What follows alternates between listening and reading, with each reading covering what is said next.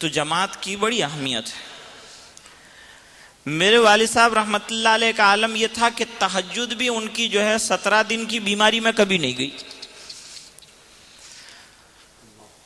اور ڈاکٹر کہتے تھے کہ آپ بیٹھ کے نماز پڑھیں تو کھڑے ہو کے ہی نماز پڑھتے تھے، اور یوں کہتے تھے کہ آپ جو ہے تہجد اب نہ پڑھیں اور رات کو آرام کریں، تو 2 طرف کرسی رکھتے تھے کہ کہیں گر جائے تو سہارا لگانے میں کام آئے، لیکن تہجد ضرور پڑھتے تھے۔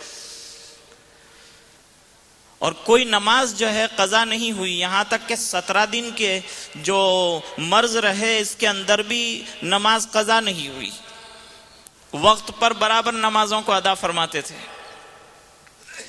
حالانکہ ڈاکٹر اور اطباء جو ہیں وہ نقل و حرکت کو بالکل منع کرتے تھے۔ فرمایا کہ زندگی کیا کام کی ہے جس کے اندر آدمی نماز ہی نہ پڑھ سکے؟ ایک لے دے کہ یہ تو کرتے ہیں، اس سے بھی روک دیتے ہیں، تو نماز تو نہیں چھوڑ سکتا، اس کے بغیر تو دل کو سکون ہی حاصل نہیں ہوتا۔ ویسے ہندوستان کے جو دوسرے مذہب کے لوگ ہیں ان کو لوگ سمجھتے ہیں لوگ کہ یہ بہت زیادہ اینٹی مسلمز ہیں، لیکن مسئلہ ایسا نہیں ہے، نماز ان کے دلوں کو نرما دیتی ہے۔ ٹرین کے اندر اگر ہمیں جگہ نہ ملی ہو، نماز کا وقت آ جائے، آپ وہاں جو بیٹھے ہوئے حضرات ہیں غیر مسلم، ان سے کہیں کہ ذرا نماز پڑھنا ہے ہمیں، فوراً اپنے پیر جو ہے وہ سمیٹ لیں گے، لیجئے آپ اپنی عبادت کیجئے، مصلی بھی خود بچھانے کو تیار ہو جائیں گے، اپنے سب ملنے والوں کو ساز و سامان کو الگ کریں گے، آپ نماز پڑھ لیجئے۔ اور بیچارہ کھڑا تھا 2 گھنٹے سے، کوئی جگہ کا سوال پیدا نہیں ہو رہا تھا، ادھر 2 رکعت پڑھی تو جتنے غیر مسلم ہیں وہ سب کہیں گے صاحب آپ یہاں بیٹھ جائیے، آپ یہاں بیٹھ جائیے۔ میں نے کہا 2 رکعت نماز پڑھی ہے ابھی تو، اور دلوں کے اندر جگہ پیدا ہو گئی۔ نماز ایسی چیز ہے تو انشاءاللہ جنت میں بھی جگہ پیدا کرے۔ اللہ کے وعدوں پر یقین چاہیے اور بھروسہ چاہیے۔ ایک بزرگ کے یہاں ایک مرید پہنچے، انہوں نے سوال کیا کہ کہاں گئے تھے؟ کہا سفر میں تھا۔ اچھا بھائی، سفر میں نمازیں برابر اہتمام سے ادا کی کہ نہیں آپ نے؟ انہوں نے کہا حضرت وہ غیر مسلموں کے بیچ میں تھا، اب وہ نماز پڑھتا، کہیں سجدہ رکوع کرتا تو وہ لوگ جو ہے کہیں اس کی مذاق اڑاتے، اس بنا پر میں نے جو ہے نماز نہیں پڑھی، وہاں بعد میں پڑھی لیکن وقت پر نہیں پڑھی۔ تو وہ اللہ والے غصے ہو گئے اور کہا تم مذاق سے ڈرتے ہو تو نماز کی مذاق کی کیا بات ہے؟ وہ تو پورے تمہارے اسلام کی مذاق اڑائیں گے، تو کیا دین چھوڑ دو گے؟ ارے یہ بات تو ان کو لیکن مزاج کی بات ہے دوستو۔ اصل میں فسادات کے زمانے میں 2 قسم کے لوگ آئے، فساد تو ایک ہی چیز تھی لیکن 2 طبقے کے لوگ ہمیں وہاں نظر آئے۔ ایک صاحب جنہوں نے باقاعدہ ماشاءاللہ سنتوں کا چہرہ رکھا ہوا تھا، انہوں نے جو ہے چہرے سے سنت کو ہٹا دیا کہ کہیں کوئی دیکھ لے گا تو قتل کر ڈالے گا، تو اپنے قتل کے ڈر سے اس نے سنت کو ختم کر دیا۔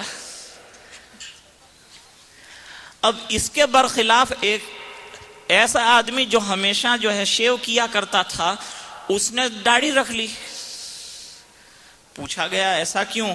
تو کہا کہ بھائی زندگی میں کچھ نہیں ہو سکا، یہ زمانہ ایسا چل رہا ہے، اللہ کرے کہ کہیں جام شہادت اس کی وجہ سے مل جائے۔ تو دونوں نظریے کے لوگ آپ کو مل جائیں گے، سوچنے والے دونوں انداز سے سوچتے ہیں۔ تو بات یہ کہہ رہا تھا کہ نماز جو ہے بڑا قیمتی سرمایہ ہے، اس وجہ سے تو نبی کریم صلی اللہ علیہ وسلم اس کو ادا فرما رہے ہیں۔ عین لڑائی میں اگر آ گیا وقت نماز، قبلہ رخ ہو کے زمین بوس ہوئی قوم حجاز، ایک ہی صف میں کھڑے ہو گئے محمود و ایاز، نہ کوئی بندہ رہا نہ کوئی بندہ نواز۔ اللہ اکبر۔ تو یہ ایک عجیب شان ہے مسلمان کی، نماز جو ہے وہ اپنے دل کو بھی نرماتی ہے، دوسروں کے قلوب کے اوپر بھی اس کا اثر پڑتا ہے۔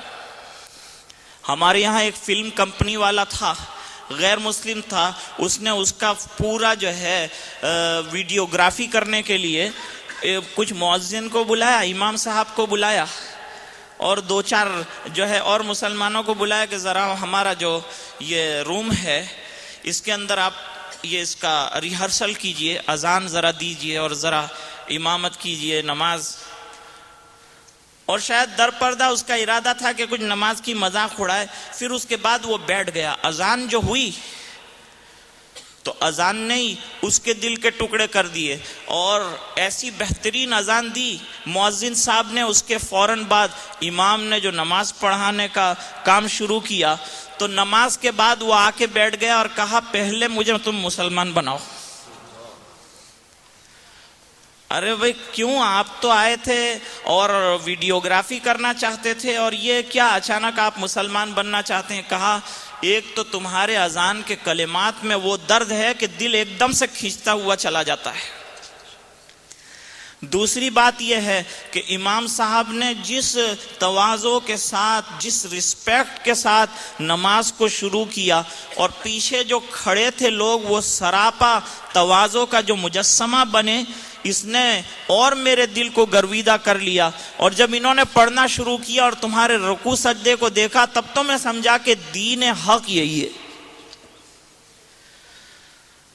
بس تو اسی وقت جو ہے اس نے دین قبول کر لیا. چاہتا تو تھا کہ مذاق کر دے، لیکن حق تعالی شانہ نے اسی کو نماز کو اس کے دین کے قبول کرنے کا ذریعہ بنا دی. شاعر نے بڑی پتے کی بات کہی ہے. ویسے شاعری کے اندر جذبات پہلے ہوتے ہیں، عقل بعد میں آتی ہے، لیکن یہاں جو ہے اس نے پتے کی بات کہی ہے. ہنسے جانے سے جب تک تم ڈرو گے، زمانہ تم پہ ہنستا ہی رہے گا. لوگوں کے ہنسنے سے ہم جو ہے نبی کریم صلی اللہ تعالی علیہ وسلم کے طریقوں کو نہیں چھوڑ سکتے. حضرت حذیفہ ابن یمان رضی اللہ تعالیٰ عنہ بڑے بڑے کمانڈروں کے بیچ میں بیٹھے ہوئے تھے روم میں، اور دسترخوان سجا ہوا تھا. غیر مسلم جو ہیں وہ بھی کمانڈر بیٹھے ہوئے تھے، اور مسلمان بھی بیٹھے ہوئے تھے، اور کھانا لایا گیا.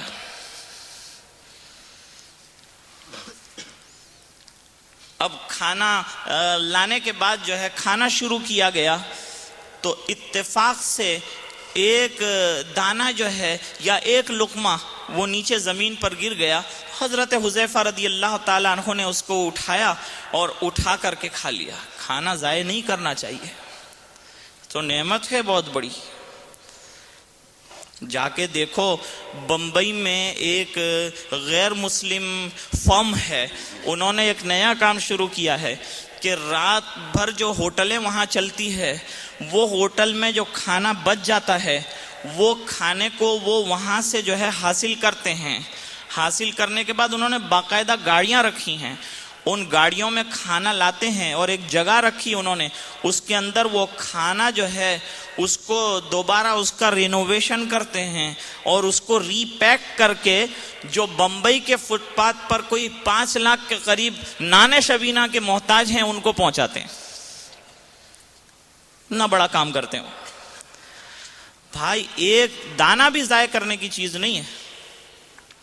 یوں فرمایا کہ گر جائے نا یہ دانہ تو اس کو اٹھا لو اور کھا لو. میرے والد صاحب رحمۃ اللہ علیہ نے ایک مرتبہ فرمایا کہ آدمی یہ دانے کو حقیر سمجھتا ہے، حالانکہ حضور پاک صلی اللہ علیہ وسلم کے ارشاد کو سامنے رکھ کر اور اللہ کی نعمت سمجھ کر یہ دانہ اٹھا کر اس نے جو کھا لیا، تو یہ دانہ اس کو جنت میں پہنچا سکتا ہے. اس کو جنت میں پہنچا سکتا ہے. یہ دانے کو حقیر کیسے سمجھ لیا؟ اور پھر محققین نے ایک پتے کی بات اس میں یوں لکھی کہ دانہ وہی گر جاتا ہے اکثر جس میں کہ برکت ہوتی ہے. وہی دانہ گر جاتا ہے کہ جس میں برکت ہوتی ہے، لہٰذا اس کو اٹھا کے ضرور کھاؤ. اب شادی کے موقعوں پر آپ دیکھو،